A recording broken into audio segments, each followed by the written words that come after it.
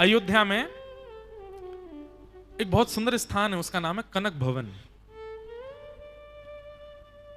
कनक भवन में जो ठाकुर जी हैं ना, वो भगवान कृष्ण के द्वारा स्थापित ठाकुर जी हैं।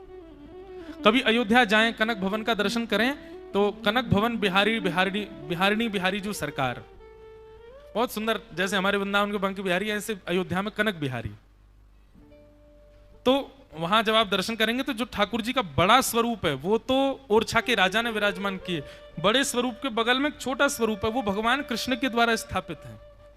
भगवान श्री कृष्ण यदुवंशियों के साथ जब भ्रमण करने गए तीर्थों के, और जब अयोध्या पहुंचे तो अपने ही पूर्व काल के, पूर्व युग के स्वरूप को ठाकुर जी ने विराजमान किया अपने वो कनक भवन में, कनक बिहारी ठाकुर जी।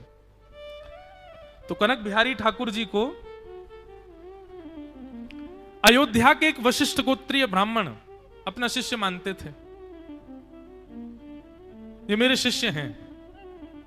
क्यों? क्योंकि मैं वशिष्ठ गोत्रीय हूं, इस नाते से ये मेरे शिष्य हैं। अब दुनिया जाकर के वहां हाथ जोड़ के खड़ी रहती है, वो जाते और जनता में खड़े होकर के ऐसे आशीर्वाद देते, खुश रहो, सदा प्रसन्न रहो, दीर्घायु, चिरंजीवी हो शिष्य, सदा ऐसे ही उज्जवल भविष्य को प्राप्त होते रहो। लोग बाग सुन के हंसी उड़ाते, बोले जे बाबा भी पागल है, तो राम जी को आशीर्वाद देता है। पर बंधुओं, ठाकुर जी उनके उस संबंध को स्वीकार करते थे। उसका प्रमाण कब हुआ कि भगवान की जब पालकी निकली ना, तो पालकी निकल करके अयोध्या में भ्रमण के लिए जा रही थी, तो जो वो महाराज जी आकर के कहते थे सदा सुखी रहो मेरे शिष्य, तुम प्रसन्न रहो, भगवान श्री राम को अपना शिष्य मानते थे। उनके घर के सामने से जैसी पालकी निकलती, ठाकुर जी अपना मुकुट गिर देते। मुकुट जैसे गिरा महाराज, तो पुजारियों ने पालकी रोक करके ठाकुर जी को मुकुट धारण करा रहे थे। लेकिन जैसी पालकी उठे फिर मुकुट गिर जाए, फिर रोके, फिर मुकुट पहना में, फिर उठा में, फिर गिर जाए। छत पे से वो महाराज जी देख रहे थे। वो महाराज जी बोले, क्या कर रहे हो? बोले, ठाकुर जी का मुकुट गिर रहा बार बार। बोले, नहीं पहनेंगे वो। तो क्यों नहीं पहनेंगे? गुरु जी के घर के सामने से जा रहे, मुकुट पहन के थोड़ी जाएंगे। मैं गुरु हूं उनका, वो सम्मान में अपना मुकुट उतार रहे मेरे आगे। तब भी सब लोग बोले कि ये तो पागल है, ऐसे ही बोलता है। पर बंधुओं, आज भी अयोध्या में श्री कनक बिहारी ठाकुर जी की जब पालकी निकलती है, तो उन आचार्य के घर के द्वार के सामने पालकी रोक करके मुकुट उतारा जाता है। नहीं उतारे तो ठाकुर जी स्वयं उतार देते हैं। आज भी ठाकुर जी अपने गुरु भाव का निर्वहन कर रहे हैं। ये मेरे गुरु हैं, इनके सामने मैं मुकुट पहन के नहीं रह सकता।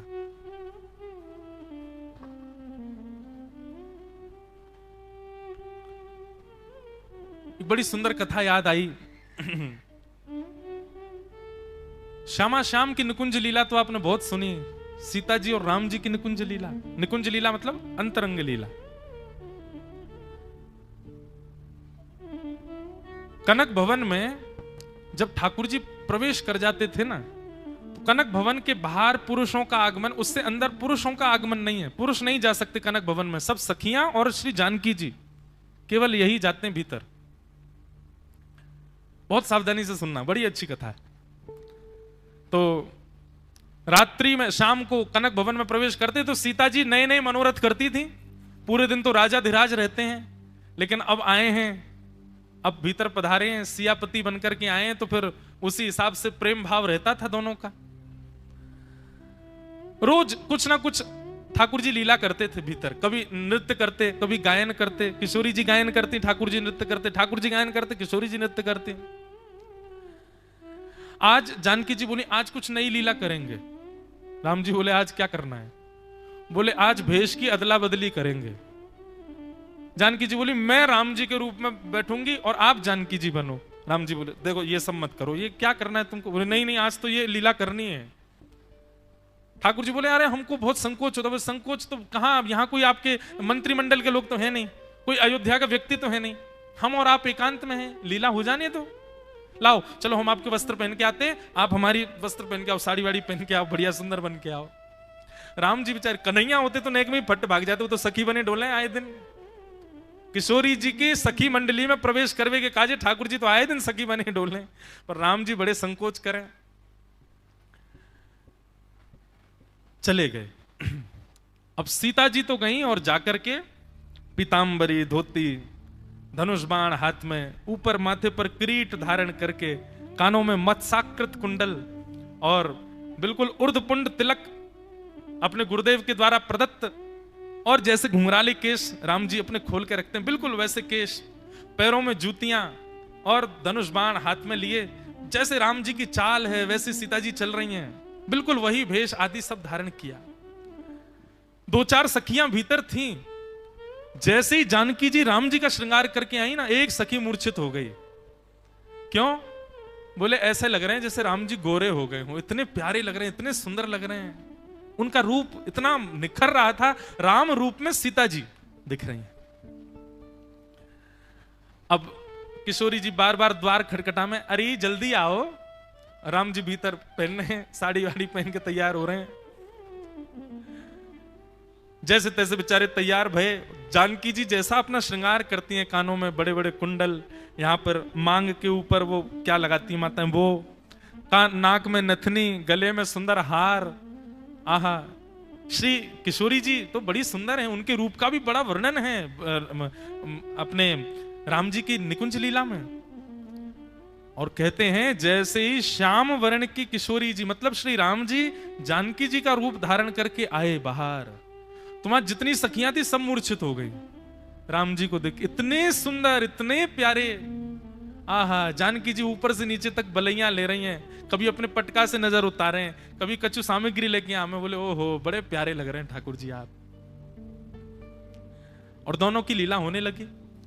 अब होता क्या था कि शाम के समय पर श्री वशिष्ठ जी महाराज सरजू जी के तट पर जाते। पूरे दिन तो वो राम जी को चेला राम चेला राम चेला राम कहते रहते, लेकिन शाम होते ही सरजू जी के तट पर त्राटक समाधि लगा करके उन्हीं राम जी को साक्षात भगवंत रूप में और श्री जानकी जी को साक्षात लक्ष्मी के रूप में दर्शन करते थे और क्षमा मांगते थे। बोले नाथ, व्यवहार के लिए पूरे दिन आपको शिष्य कहता हूं मैं, पर आप तो साक्षात पर ब्रह्म हो ना। और पूरी रात वशिष्ठ मुनि सोते नहीं थे। जानकी जी का और राघवेंद्र सरकार का भावावेश में जाकर के लीला में प्रवेश करके दर्शन करते थे। आज वशिष्ठ मुनि ने जैसे ही नेत्र बंद करके ध्यान लगाया और सरजू जी के तट पर ध्यान लगाते देखा तो अरे यहां ये क्या चल रहा है। बोले क्या? बोले राम जी गोरे हो गए, सीता जी सांवली हो गई। उनको तो ध्यान में दोनों अलग अलग दिखाई देने लगे। उन्होंने पुनश्च स्नान किया, सरजू जी में स्नान करके गुरु मंत्र की नाम जप माला आदि करके बोले कि मेरे भाव में ये विचलनता कैसे हो गई, ठाकुर जी गोरे हो गए, जानकी जी कारी कैसे हो गई। फिर से ध्यान लगाया और ध्यान लगा करके देखा तो फिर से वही, ठाकुर जी गौर वर्ण के दिख रहे हैं और जानकी जी जो हैं वो श्याम वर्ण के। इतने विचलित हो गए वशिष्ठ जी, बोले कि ये हुआ क्या। तुरंत महाराज कमंडल उठाया अपना और अर्धरात्रि में ही कनक भवन की ओर चले। बोले देख के आऊं क्या बात है। अच्छा, कनक भवन में सबका प्रवेश निषेध है, लेकिन गुरु को कौन रोके? गुरु को कोई नहीं रोक सकता। द्वार पर जाकर के सहचरियों द्वार खोलो। सहचरियां घबरा में बोले कि महाराज नहीं, मेरी आज्ञा है, तुरंत द्वार खोलो। द्वार खोल दिया। अच्छा, राजाओं के यहां नियम है कि बेड़ियां होती हैं, एक द्वार, दूसरा द्वार, तीसरा द्वार, और जब एक द्वार खुलता है तो वहीं से हल्ला कर दिया जाता है कि अरे सावधान, साक्षात गुरु वशिष्ठ पधार रहे हैं। पहले द्वार से दूसरे द्वार पर हल्ला गया, दूसरे से तीसरे पर, तीसरे से चौथे पर, चौथे, 7वीं बेड़ी के अंदर ठाकुर जी का अंतःपुर। यहां तो भीतर लीला चल रही है, राम जी बैठे हैं, सीता जी बैठी है राम जी के रूप में और जानकी जी के रूप में राम जी उनके चरण दबा रहे हैं। यहां तो लीला चल रही है भीतर। जैसे ही द्वार पर हल्ला हुआ, सावधान गुरु वशिष्ठ पधार रहे हैं, राम जी तो वहीं कांप गए। बोले अरे राम राम राम जी, क्या हो गया? गुरुदेव रात में आ गए, रात में गुरु जी का आगमन हो गया, मैं किस भेष में हूं? सीता जी बोली जल्दी बदल के आओ, गुरु जी आने। अब सीता जी गई, वो तो झटपट अपने वस्त्र सब सही करके जैसे वस्त्र होने चाहिए वो पहन करके उपस्थित हो गई। और राम जी की वो कभी कुछ फंस जाए कान में, कभी बालों में कुछ अड़ जाए, कभी गले का हार नहीं निकले, और बेचारे कहां तक अपना मिटाते डोले सब। जैसे ही द्वार खुला, राम जी बस आकर के उपस्थित हुए ही थे, वस्त्र आदि सब व्यवस्थित करके, और अपने रूप में आकर के व्यवस्थित हो गए। गुरुदेव के आते ही दंडवत प्रणाम किया। गुरुदेव दंडवत प्रणाम स्वीकार करें। वशिष्ठ मुनि ऊपर से नीचे तक देखने लगे। गुरुदेव आप अर्धरात्रि में आए, कोई कुछ कारण? वशिष्ठ जी बोले नहीं नहीं, बस मुझे चिंता सी हुई कुछ, तो मैंने सोचा दोनों बालक ठीक हैं कि नहीं देखा हूं। नहीं नहीं आप विराजिए। विराजमान किया, जानकी जी जल लेकर के आई। वशिष्ठ मुनि आसपास देखें घूम घूम के, बोले कुछ तो गड़बड़ है, लेकिन बड़ी अच्छी सफाई से दोनों ने संभाल लिया स्वयं को। वशिष्ठ मुनि बोले अच्छा मैंने भी, मुझे क्षमा करना पुत्र, मैंने अवरोध किया तुम्हारी निद्रा में, चलो जाओ सो जाओ। राम जी की सांस में सांस आई, बोले ठीक है। वशिष्ठ मुनि निकलते निकलते पीछे मुड़ के एक बार राम जी की मांग की ओर देखा तो वहां सिंदूर भरा हुआ था। राघव ये तुम्हारे केशों की मांग में क्या है? राम जी ने जैसे, नहीं गुरु जी कुछ नहीं है, वो तो ऐसे ही हो गया। अब तो जानकी जी हंसने लगी नीचे नजर करके। वशिष्ठ मुनि बोले कुछ तो हुआ है। आहा, राम जी इतने संकोच में आ गए, इतने संकोच में आ गए कि बस अब नजर ही नहीं मिला रहे गुरुदेव से। एक मंद सी मुस्कान करके वशिष्ठ मुनि तो चले गए, लेकिन रात भर की नींद उड़ा गए राम जी की। रात में ही स्नान करें, अब जानकी जी उनके आनंद लें। बोले गुरुदेव तो दिख गए मांग का सिंदूर, बोले सब आपकी वजह से हुआ। क्यों, क्या जरूरत थी श्रृंगार अदला बदले करने की? बताओ, गुरुदेव को पता चल गया। अब बार बार उनको छेड़ें जानकी जी, लेकिन राम जी इतने संकोच में आ गए, इतने ज्यादा संकोच में, उठे ही नहीं। दूसरे दिन बिस्तर में पड़े रहे, चद्दर ओढ़ के सोते रहे और उठे नहीं, ना कुछ खावे ना कुछ पीवे। बस इतना संकोच कि मैं गुरुदेव के सामने कैसे जाऊं। अब दशरथ जी आ गए, कौशल्या मैया आ गई, कैकेयी मैया आ गई, राम जी ने द्वार ही नहीं खोला अपना, भीतर बैठे चुपचाप गुमसुम। सब लोग बाहर से कह रहे हैं, राम जी कह रहे नहीं मैं ठीक हूं, कोई दिक्कत नहीं है, पर मैं आऊंगा नहीं आज बाहर, अभी मैं 2-4 दिन बाद आऊंगा। इतना संकोच उनको होने लगा। सभा में सब उपस्थित हुए। वशिष्ठ मुनि ने कहा राघव नहीं आया आज। दशरथ जी बोले कि पता नहीं क्या बात हो गई, इतना संकोच कर रहे हैं। वशिष्ठ जी समझ गए, बोले कि मैं जाता हूं, रुको। अब किसी के लिए द्वार नहीं खुले, हल्ला हुआ, साक्षात गुरु वशिष्ठ पधार रहे हैं। राम जी बोले ये फिर आ गए। उठ करके गए, द्वार खोला, नीचे नजर करके खड़े हो गए। जी गुरुदेव आज्ञा। वशिष्ठ मुनि अंदर आए, सबको कहा सब बाहर जाओ, बस मैं राम जी और बिटिया रहेगी, जानकी रहेंगे भीतर, बस सब बाहर करके द्वार बंद किया। और द्वार बंद करके वशिष्ठ जी बोले देखो मुझे पता है, देखो अब इसमें मेरी भी गलती नहीं है, मैं तो नित्य तुम्हारी, मैं तो जानता हूं तुम साक्षात परब्रह्म हो और परब्रह्म मेरे इष्ट हैं, मैं उनकी उपासना करता हूं। अब मैं कल उपासना में बैठा तो मुझे भेष बदला हुआ दिखा। नहीं नहीं गुरुदेव आप बोलिए मत, मुझे और संकोच हो जाएगा। नहीं मैं संकोच के लिए नहीं कह रहा, पर मैं तुमको वचन देता हूं, मैं तुमको वचन दे के जा रहा हूं राम, ये बात तुम्हारे बिटिया जानकी के और मेरे बीच रहेगी, कभी किसी को नहीं बताऊंगा मैं। राम जी बोले गुरुदेव बस बस किसी से कहना नहीं, मुझे उपहास का भय नहीं, मुझे संकोच होता है बहुत, मुझे संकोच होगा, माँ को पता चले क्या बोलेंगी वो, पिता को पता चले क्या सोचेंगे, सब अयोध्या वासियों को पता चले राम जानकी बन के घूमता रात में, कैसा लगेगा। वशिष्ठ जी बोले हम वचन देके जा रहे हैं, ये बात हम तीनों के बीच ही रहेगी। और वशिष्ठ जी ने ऐसा वचन निभाया कि आज दत्त धाम में मैं भी आपको सुना रहा हूं। सबको पता चल गया कि ठाकुर जी की ऐसी निकुंज लीला होती है।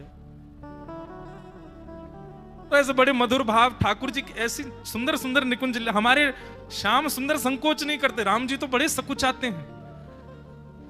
एक बार महाराज जी लाल जी का उत्सव अयोध्या में हुआ था, वहां मैंने निकुंज लीला ही कही राम जी की, इतनी प्यारी और इतनी मधुर। सबसे बड़ी निकुंज लीला में जो सुंदरता है ना, वो राम जी का संकोच ही है। पतंग उड़ाने की लीला, वन विहार की लीला, नौका विहार की, इतनी सुंदर सुंदर लीला राम जी की हैं। मतलब ऐसा लगता है कि कृष्ण लीला में इतना परफेक्शन कैसे आया। बोले रिहर्सल पूरी राम लीला में कर चुके हैं पहले ही, पूरी वहां से अभ्यास तो राम लीला में ही किया है ठाकुर जी ने। ठाकुर जी की लीला बड़ी सुंदर है।